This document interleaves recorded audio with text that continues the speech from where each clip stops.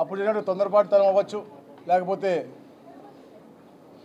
కొన్ని ఒత్తిడులు అవ్వచ్చు, అనుకూలంగా జరగలేదనే భావంతో ఒక జీవోం ఏర్పాటు చేసి వాటికి పరిపాలనా సౌలభ్యం ఉండే విధంగా, అలాగే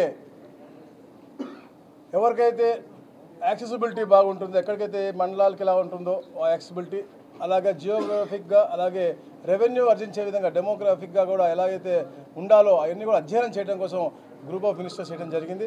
మేమంతా కూడా 2 గ్రూపులుగా విడిపోయి 13 అస్ట్రైల్ డిస్ట్రిక్ట్స్ అయితే ఉన్నాయో ఆ హెడ్ క్వార్టర్స్లో ఉండి మొట్టమొదట కలెక్టర్స్గా అందరితో కూడా డిస్కస్ చేసి, అంటే అధికారులు అందరితో కూడా డిస్కస్ చేసి, దాని తర్వాత ప్రజాప్రతినిధులు కూడా కూర్చోబెట్టుకుని వారికి ఉన్నటువంటి ఇబ్బందులను కూడా తెలుసుకుని, దాని తర్వాత గ్రీవెన్సెస్ కూడా తీసుకుని, ఎందుకంటే ఇది ఒక టైం బౌండెడ్ ప్రోగ్రామ్. మనకి ఇదంతా కూడా డిసెంబర్ 31 నాటికి క్లోజ్ చేయాలి, సెన్సస్ టైం కాబట్టి 1 జనవరి 2026 నుంచి మనం ఈ బౌండరీస్ మార్పులు కానీ ఏం చేయలేము. ముఖ్యంగా ఏంటంటే ఇది విలేజ్ బౌండరీస్ కానీ, రెవెన్యూ విలేజ్ బౌండరీస్ కానీ, మండల బౌండరీస్ కానీ, రెవెన్యూ డివిజన్ బౌండరీస్ కానీ, డిస్ట్రిక్ట్ బౌండరీస్ కానీ ఈ మాత్రమే మార్చగలం తప్ప అందరూ కూడా కాన్స్టిట్యున్సీ పరంగా కూడా తెస్తా ఉన్నాం. అది కూడా కరెక్ట్ కాదని చెప్పేసి కూడా జీవోం కూడా డిసైడ్ చేసి అందరూ తెలియజేయడం జరిగింది.